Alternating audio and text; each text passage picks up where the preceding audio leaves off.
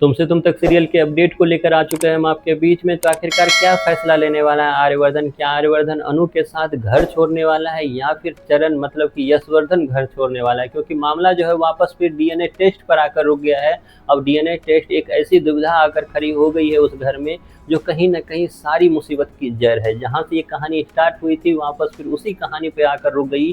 जैसा अनु ने समझाया आर्यवर्धन को और आर्यवर्धन को लगा कि हाँ, बात तो सही कह रही है अनु, क्यों ना मैं ये सच्चाई बता दूँ घर वालों को, जिसके बाद ये कहानी और ये जो रोज़-रोज़ का जो टेंशन है वो ख़त्म हो जाए। लेकिन जस्ट इसका हुआ ठीक उल्टा।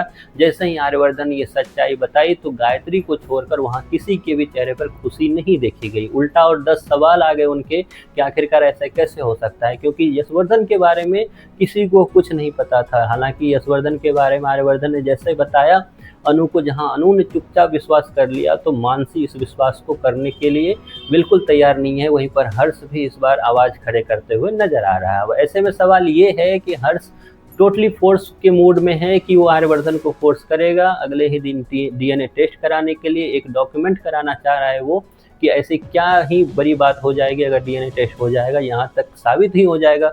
हालांकि हर्ष भी इस बात में सही ही है, लेकिन मामला तब जाकर फंस रहा है कि अगर डीएनए टेस्ट होगा तो आर्यवर्धन का जो डीएनए टेस्ट यशवर्धन के साथ कराया जाएगा कहीं न कहीं वो नेगेटिव आने वाला है, क्योंकि आर्यवर्धन इस घर का बेटा नहीं है। इस घर का अगर बेटा कोई है तो वो हर्ष और यशवर्धन है। और हर्ष ये डीएनए टेस्ट कराना नहीं चाह रहा है क्योंकि ऑलरेडी वो मेडिसिन खाता हुआ गुजर रहा है या उसका कुछ ट्रीटमेंट चलता हुआ नजर आया, जैसा कि आपको उसने रिसेंट एपिसोड में बोला। वहीं पर गायत्री जो है इस डीएनए टेस्ट को नहीं कराना चाह रही है क्योंकि उसे ऐसा लग रहा है कि उसकी ममता पे सवाल खड़े कर रहे हैं।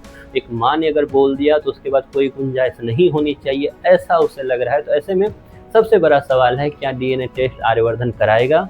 इसका जवाब है यस। बहुत चांसेज हैं। अगर सिद्धि माता की बातों पर आप लोग जाओ तो आप लोग को पता चलेगा कि सिद्धि माता ने वहाँ उस दिन बोला था कि इस कहानी की नई शुरुआत हो चुकी है यहाँ से। उस नई शुरुआत में क्या सिद्धि माता ये बताने की कोशिश कर रही थी कि आर्यवर्धन और अनु जो है अब इस घर को छोड़ने वाले हैं, क्योंकि कहीं न कहीं सवाल अगर उठेंगे कि आर्यवर्धन का ये घर है ही नहीं तो मानसी कोई कोर कसर नहीं छोड़ेगी इस बात में कि फिर आप यहाँ क्या कर रहे हो।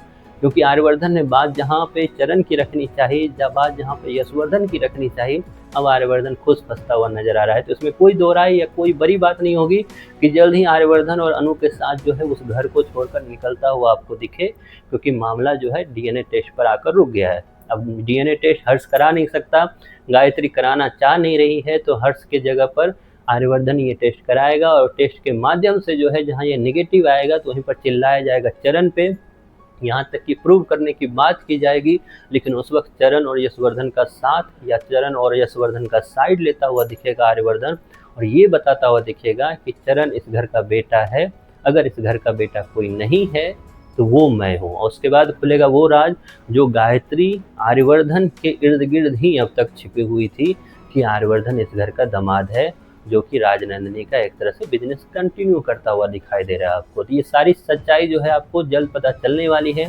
हो सकता है कहीं ना कहीं ये अगर होता है, आर्यवर्धन अगर अनु के साथ बाहर निकलते हैं, आप लोग के लिए ज़्यादा बेटर हो सकता है, क्योंकि ज़्यादा अच्छे पल आर्यवर्धन और अनु के बीच में आप लोग को देखने को मिलेगा। क्योंकि इस घर में हंगामे के अलावा फिलहाल आपको कुछ ऐसा दिखाई नहीं दे रहा है जिससे आप थोड़े एक्साइटेड हो सके, आप थोड़े एंटरटेन हो सके। तो ये सब कुछ आगे आपको कैसा लग रहा है, इसके बारे में आपकी जो भी राय है कमेंट बॉक्स में ज़रूर बताएं।